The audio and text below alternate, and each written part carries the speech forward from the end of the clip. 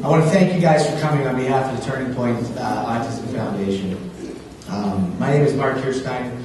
I'm the Vice President of Turning Point and Chair of our Career Development Committee. I'm a Naperville resident. I'm a director at PricewaterhouseCoopers for a day job. But I probably should say, maybe not publicly, but I will, but my passion really is Turning Point. And my passion really is helping us to build a program that can help individuals that are impacted. And all of you are a key part of making that happen, and I really appreciate you making the time to come here and learn a little bit more about us, and hopefully leave here wanting to get further engaged. Today I want to introduce you to Turning Point. I want to introduce you to our career development program.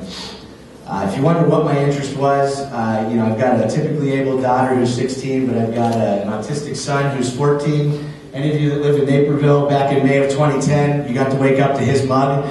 I'm not sure that's how you want your 7 a.m. to start, but it did. He's a fantastic kid. That's Liam, and it was a ray of sunshine. And the only reason I hold it up, because today is not about my son, it's really about us helping hundreds and thousands of kids. But I love the title inside. It was a team player, sportsmanlike, sixth grader isn't held back by autism. And quite frankly, nobody should be held back by autism. But they are unless we do something about it. And hopefully today you guys will hear a message that basically you leave and say, I can help do something about that. You wonder who's sitting in the room. We got over 100 people registered, okay? You got about 25 corporations. You got about 5 school districts. You've got 2 or 3 government representatives from the Office of the Mayor, the Office of Corporate Development.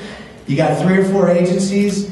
And I could say 2 or 3 parents that registered as parents, and most of us that are affected with this are also parents, so I don't even know how many parents we have with people. But I'm pretty sure that with the number being 1 in 100, you all know somebody that's impacted by autism. Why do I give you that mix? Because this is incredible. There's a great interest to rally around this, and I appreciate us all coming together. We have great potential. We have a chance to engage. Turning Point's excited to basically start working right now with the corporations, with the schools, with the agencies, and with each and every one of you to build something different. We have a great slate for you, and I want you to, I'm going to give a challenge, and hopefully we meet it. You'll tell me at 11:30 if we did. I hope we teach you something today, something you didn't know. I don't know what that'll be, but I hope you learned something. I hope you're inspired in a way you've never been before. Inspired personally, and inspired to go back to your organizations and get them engaged. Part of the issue is complacency. People, this is hard. It takes a little bit of work. All I really want out of today, learn something new and help us out. Go back and either personally or with your organization, get engaged. We'll help you get engaged, but we need you to help us open that door. And I hope you think a little bit differently. You're going to hear some awesome speakers, you're going to hear some awesome stories, and I hope it leads you to think a little bit differently than what you thought of when you walked in today. I know that together we can all make a difference. Program schedule-wise, if you wonder, we're going to do our best to get you out of here at 11:30. You're going to hear a message from Bobby Rahal. You've got really neat letterhead, which is pretty cool, actually. Don't sell that on eBay. You're going to hear a message from James Emmett around affirmative action and a little bit of education about where it is, where it's going, and what you can do. You're going to hear Randy Lewis from Walgreens. Then we're going to have a panel of Walgreens, OfficeMax, and Turning Point. And then afterwards, you saw there's some tea and crumpets. We're going to have networking, and we'll take any questions, and we'll stick around as long as you need to answer any questions that you have. Before I jump into this, I got to give a big thank you to Walgreens and OfficeMax. You see their name in a lot of places. Why do I want to do that? These guys took a leap, okay? They're leaders. We think Turning Point's leading something different. This program is something different. Our career development is something different. Walgreens and OfficeMax, thank you. Thank you for being willing to take a leap of faith.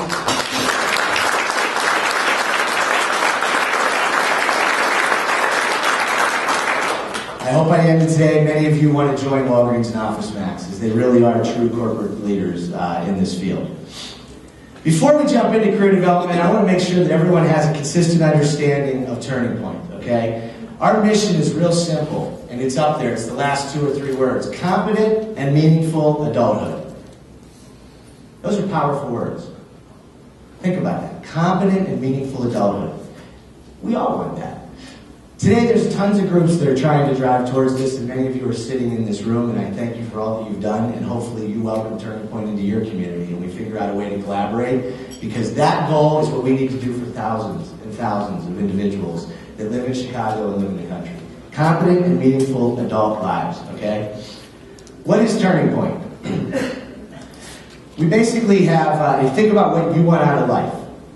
You want education, you want to be healthy, you want a place to live, you want to have a social life, you got to have a little bit of fun, and you want a job. And that job you hope is fulfilling. You hope you want to actually go to work. It's not painful, okay? Individuals impacted with disabilities want the same thing. They want an education, they want health, they want to be fit, they want a place to live, they want to be social, and they want a job. So when Turning Point is done, we're going to have 2 campuses, and we think we're going to become one of the neatest Chicagoland assets there is, and hopefully it gets bigger than that and expands outside of Chicago. Right now we've got 2 campuses. There's a South Campus down at 104th in Plainfield, Naperville. Some of you may or may not have seen it if you live in the area. And then there will be a North, and right now that's where our school is. And then there will be a North Campus right down West Ogden Avenue. Okay, that's where career development is going to open up. First, just a brief overview. The school. We opened the school in 2011. It serves younger, severe autistic individuals. It was opened with the generosity of Canadian National. And I don't know if is anyone here from Canadian National? Let's give them a round of applause as well. Thanks for that. Fantastic corporate partner. We opened the school in 2011. It's full. There's waiting lists, and we're looking to open a second classroom. Today's not about the school, but all I can tell you is that individuals that came in injuring themselves 50 times a day and couldn't control their emotions are down to 4 and 5 times a day and living a very different life already. Okay? Incredible impact that we can continue to do. Younger, severe autism, but it'll keep growing. We want to grow into a transition program. We want to expand additional classrooms. And we want to keep growing. So schools and agencies that are in the audience, reach out. We might be able to help. Special Needs Community Center. This will be in the North Campus. Now the cool part I want to make sure everyone understands here, because our name is Turning Point Autism, is that we're going to open up the first Special Needs Community Center for all disabilities. Let's switch the way it works today. Let's not wait for the Y to give us a half hour for our kids to exercise. Let's flip that. How about 75% for special needs? 25% for typically able. Let's get the peer mentoring going. Let's bring typically able in with people with needs and find out that it's not a we and the them, it's an us. Let's create a social setting on a Friday night so they can have some fun and not wait for the phone call to come and hope that it never comes for your friend to invite them out, okay? So we're going to open first, we think, in the country, special needs dedicated rec center, rec and community center. Really excited about it. The Bulls, you can see, have agreed to be a participant in that. We have anyone from the Bulls here, Drew? I don't think so. So, buy season tickets, okay? Thank you very much for the Chicago Bulls. It's going to be an awesome thing. We're also working with some community partners that are in the works, and if we can pull that off, this thing is going to be one of the coolest things in the country. It will be front page news. Residential community. Everybody wants a place to live, right? This is in the planning phase. It's very difficult. Financing is very hard, but I can tell you we are working hard to figure out how to do this. None of us, and all of us with parents, worry, where am I going to go when my kid, when I pass? Where's my kid going to go? Hopefully we can create a safe, supportive community with residential living. This would probably be right now on our South Campus, okay?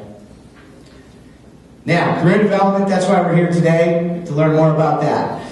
Now, by the way, residential will be autism focused. So you've got school is autism, you've got recreation is all disabilities, you've got residential will be autism. Career development. We want to serve social communication and behavior disorders. That's broader than autism. That's not all disabilities, but social communication and behavior disabilities. It's unacceptable that 90-95% of people with needs are unemployed. There's no excuse for that, and all of us can help with that. So we're going to open this in 2012 with the help of Walgreens, the help of OfficeMax, the help of many, many, many other people. What is it, you may say, and hopefully you'll learn that today, but in essence, we're building a pre-training environment. We build an environment where we collaborate, corporations with education. You come together and you basically bring the individual, bring the candidate in, and you teach them how to do the job in our pre-training setting that looks like a Walgreens, feels like a Walgreens, feels like an OfficeMax, looks like an OfficeMax. Then, the cool part we'll hear about in our panel is the collaboration. They get to know the managers, and they get to meet the managers, and they get to work with the managers and learn the vernacular in our setting to go out to the store and do an internship. This is no different than what we all did in our career. Get an education, do an internship, and get hired. That's the goal. Simply, that's what we want to build. We've got 2 partners, we want to get bigger, and we need your help. So I'll end with that. I think at the end of the day, if we pull this off, we've got a win-win-win scenario. A win for the community, a win for the corporations, and most importantly, a win for the impacted individuals. That's really what this is all about, is impacting the individuals and giving them a chance for success. Thank you again for coming. Please listen with a different mind. Aim for that meaningful and competent adulthood.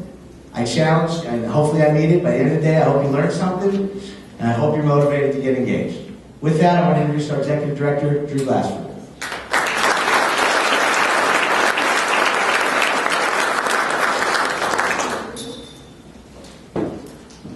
Thanks, Mark.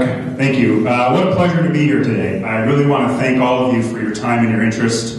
Our current corporate partners, our potential corporate partners, as well as the school districts and agencies that are represented here. You guys have been doing a lot of hard work, I know, for the agencies and the school districts. And I want to just give a little bit more background about why we're here, why Turning Pointe's here, and why we're doing our program, just so you have a little bit more understanding of what the mission is that we've taken on.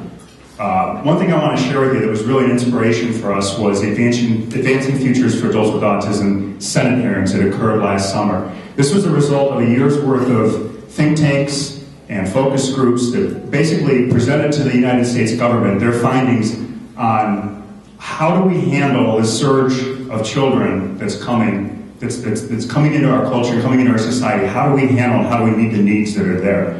As you can see, 500,000 children are going to be entering adulthood in the next 10 years. And the government was very interested to hear how we address that issue.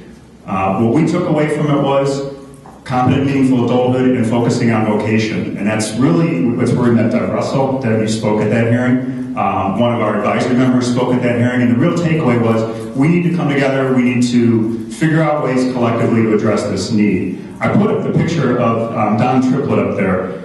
Don was featured in an article in the Atlantic Monthly a year ago as the first person in the United States diagnosed with autism. He was diagnosed in the 1950s. He lives in a small town called Forest, Mississippi, and his parents died. And the reason they focused on Don in this article was because he's very successful. He's pretty significantly impacted, but the reason he's successful is because this small town took it upon themselves to support him and not let him fail. And we, in the autism field and in the educational, vocational programs, can do a lot of work, and we've done a lot of work already to give them the strategies and the adaptations to be successful.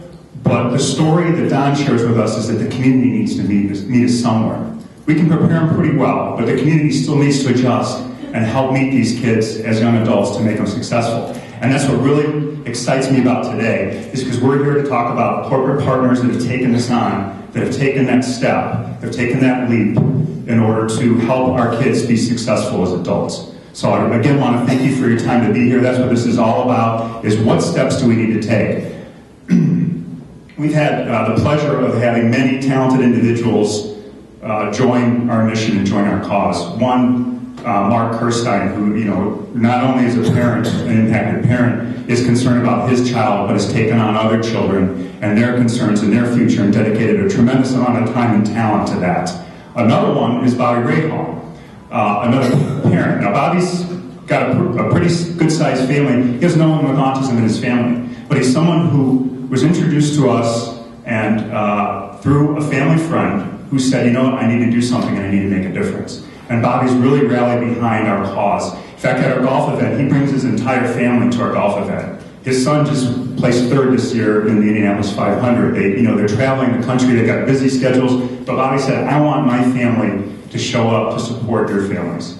And I think it's a pretty moving testament. So Bobby was scheduled to appear here today and give a discussion because we asked him, Bobby, if there's anyone that really knows about teamwork, you've won 3 IndyCar races, you're partners with David Letterman, you race all over the country, you put together teams that are very successful. Is there a message that you could share with our corporate audience and with our other agencies and schools about how to be successful and how to put together a successful program? And he said, I've got just the message for you. Now, in between the invitation, Bobby was called and asked to participate in a charity race in Sebring, Florida this week.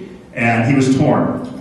He's the kind of guy that takes the extra step. And he said, I really need to do this, but I really want to give you a message to share with your audience. So Bobby was gracious enough to take a message for us and to share with us his perspective on a winning team and, in particular, the step that it takes to make a difference. So I'm very pleased and honored to introduce Bobby Rahal.